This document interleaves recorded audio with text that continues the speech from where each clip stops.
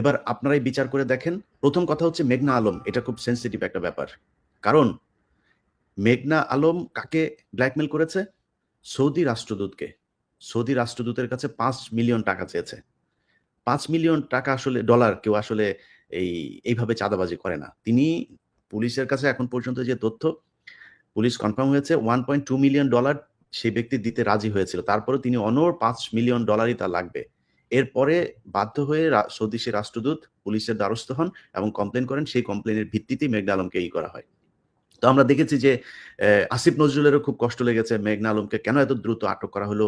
তিনি বক্তব্য দিয়েছেন তাকে যথাযথ আইন মেনে তারপরে তাকে আটক করা হয়নি। আসিফ নজরুল এখন সবখানে খুব আইন খোঁজেন। শুধুমাত্র তিনি যে পদটাতে বসেছেন সেইখানে বেআইনিভাবে বসে। তো এখানে যেটা আসিফ নজরুলের এই বক্তব্যের পরে আমার যেটা মনে হয় সেটা হচ্ছে যে সৌদি রাষ্ট্রদূত বাংলাদেশে যদি কোনো বিপদে পড়ে, সৌদির সাথে বাংলাদেশের যদি কোনো সমস্যা হয়, সম্পর্কের যদি কোনো ধরনের খারাপ কোনো পর্যায়ে পৌঁছে, সেটাতে লাভবান হবে কারা?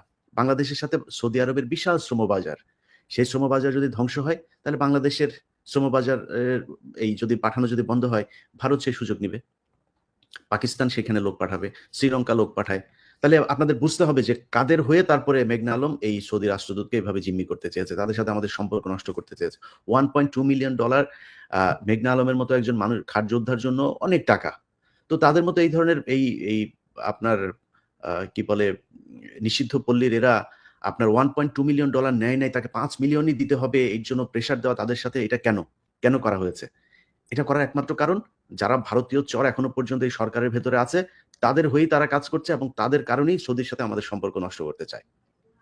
এটা আপনাদেরকে জানিয়ে রাখলাম শুধু এতটুকু বলেই যে আমরা মনে করি যে ডিবি প্রধানের সবচাইতে বড় অ যদি কারো কাছে কোনো সমস্যা থাকে ডিবি প্রধানের ব্যাপারে কোনো কমপ্লেইন থাকতে পারে সেটা তাদের ব্যাপার। কিন্তু আমি আমার জায়গা থেকে আমার যেই সমস্যা ডিবি প্রধানের মনে করেন ডিবি প্রধানের যদি নাকি কেউ কোনো সমস্যা পেয়ে থাকে, ডিবি প্রধানের জায়গায় আরেকজন আসবে। একজন আল্লাহ নিজে দুনিয়ায় পাঠাবেন, নবুয়ত নিয়ে আসবেন আর তিনি এসে ডিবি প্রধানের পদে বসবেন। এরকম একজন যদি পান তাহলে বসায় দেন।